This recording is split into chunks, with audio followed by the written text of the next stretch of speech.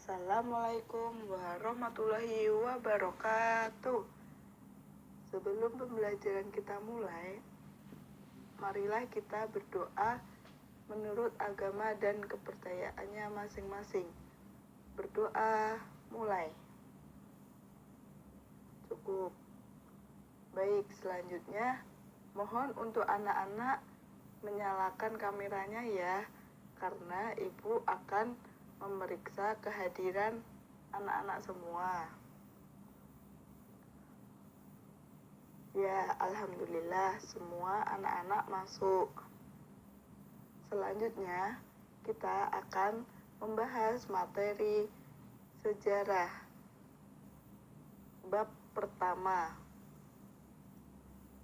Nah, dalam materi kali ini ibu akan menyampaikan tentang cara berpikir kronologis, sinkronik, diakronik dalam mempelajari sejarah. Kenapa sih kita harus mempelajari materi itu? Karena dalam materi itu kita akan tahu bagaimana silsilah atau keturunan dari misal dari keluarga kita, seperti kakek-kakek kita, orang-orang tua kita. Nah, dari situ nanti kita akan bisa mengerti bagaimana urutan silsilah dalam keluarga kita. Nah, sebelum masuk ke materi pembelajaran, ibu akan menyampaikan beberapa materi pokok. Yang pertama yaitu cara berpikir kronologis dalam mempelajari sejarah. Yang kedua, cara berpikir diakronik dalam mempelajari sejarah. Yang ketiga, cara berpikir sinkronik dalam mempelajari sejarah. Baik, kita akan memulai pembelajaran hari ini ya anak-anak.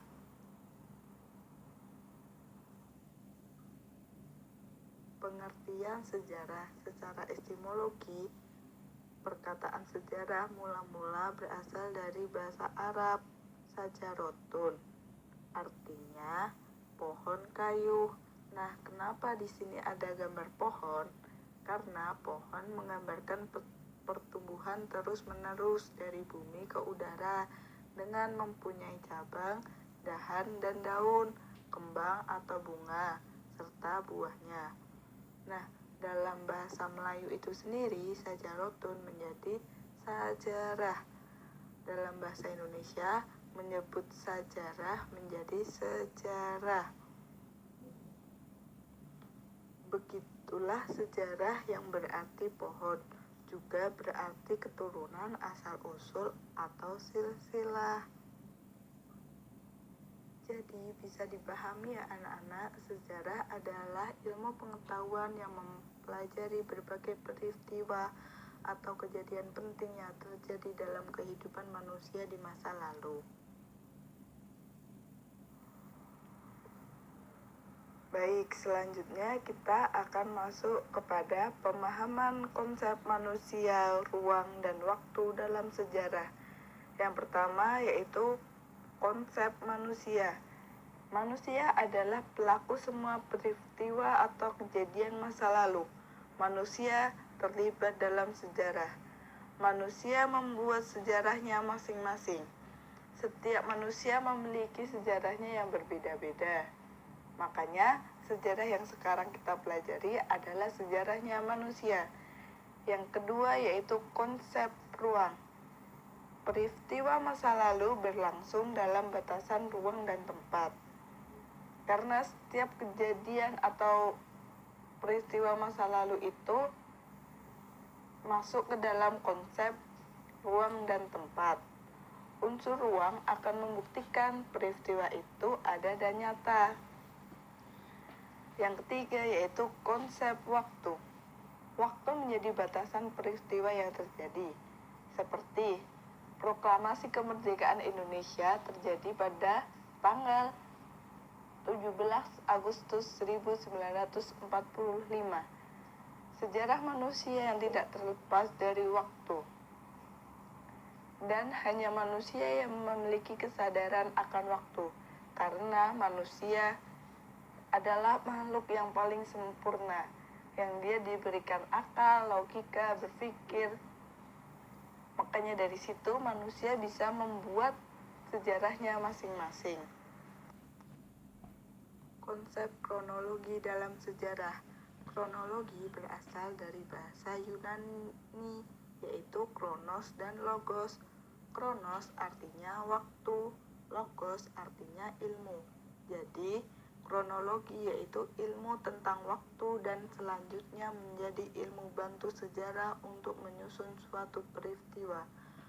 Urutan suatu peristiwa sejarah sesuai dengan waktu terjadinya, yaitu periodisasi yang membuat klarifikasi dari peristiwa-peristiwa sejarah dalam tahapan-tahapan dan pembabakan tertentu. Nah, di sini ada contoh kronologi dengan dibantu oleh periodisasi. Yang pertama yaitu pada masa prasejarah, dimulai ketika manusia purba berimigrasi ke Nusantara sampai ketika Nusantara mulai mengenal tulisan kira-kira tahun 400 sebelum Masehi. Yang kedua yaitu masa Hindu-Buddha, dimulai ketika pengaruh kebudayaan India mulai masuk ke Nusantara kurang lebih 400 Masehi, hingga runtuhnya kerajaan Majapahit pada tahun abad ke-15.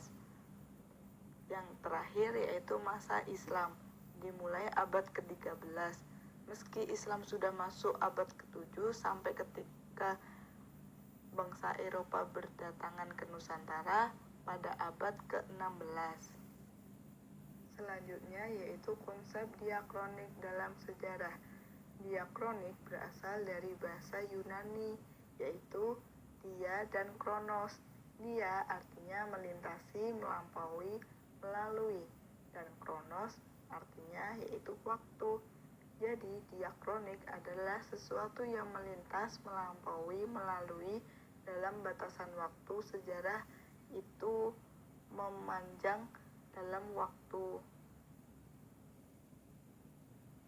Nah, untuk contoh diakronik sejarah dibatasi oleh waktu, yaitu pada masa pemerintah Nahayam Wuruk berlangsung antara tahun 1350 sampai 1389, serta Perang Pangeran Diponegoro berlangsung antara tahun 1825 sampai 1830.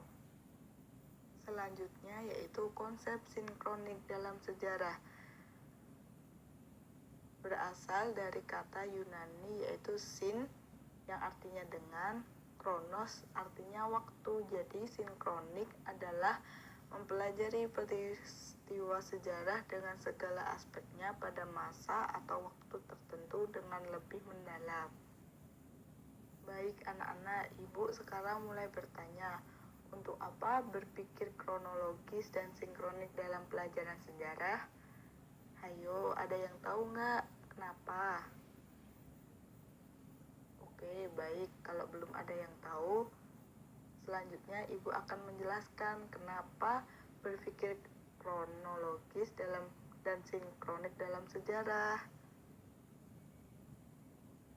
Jadi anak-anak, ibu akan menjelaskan, jika kita berpikir kronologis dalam belajar sejarah, maka sejarah akan memberikan kita gambaran yang utuh tentang peristiwa atau perjalanan sejarah dalam kehidupan sehari-hari. Berpikir diakronis atau kronologis sangat diperlukan dalam memecahkan masalah. Jika kita berpikir sinkronis dalam belajar sejarah, maka kita akan lebih teliti dalam mengamati gejala atau fenomena tertentu. Jadi, begitu ya anak-anak penjelasan dari ibu. Baik anak-anak, untuk mengetes pemahaman kalian tentang materi yang ibu sampaikan, ibu akan memberikan post-test 3 nomor. Nanti dikumpulkan ketika pelajaran ibu hari ini selesai. Ditulisnya di kertas ya anak-anak ya. Kesimpulan dari konsep sejarah ruang dan waktu yaitu peristiwa sejarah tidak akan lepas dari konsep ruang dan waktu. Ruang adalah tempat suatu peristiwa terjadi, sedangkan waktu saat terjadi peristiwa. Dengan konsep berpikir diakronik dan sinkronik akan mampu menguraikan ruang dan waktu suatu peristiwa sejarah, sehingga akan membantu proses interpretasi yang tepat dalam merekonstruksi pembuktian sejarah. Gitu anak-anak kesimpulan yang Ibu berikan tentang materi hari ini. Sebelum Ibu menutup pembelajaran hari ini, Ibu akan memberikan penjelasan tentang materi pada pertemuan kedua, yaitu kita akan membahas tentang bab 2 mengenai manusia pada zaman praaksara. Nah, sekian pembelajaran dari Ibu.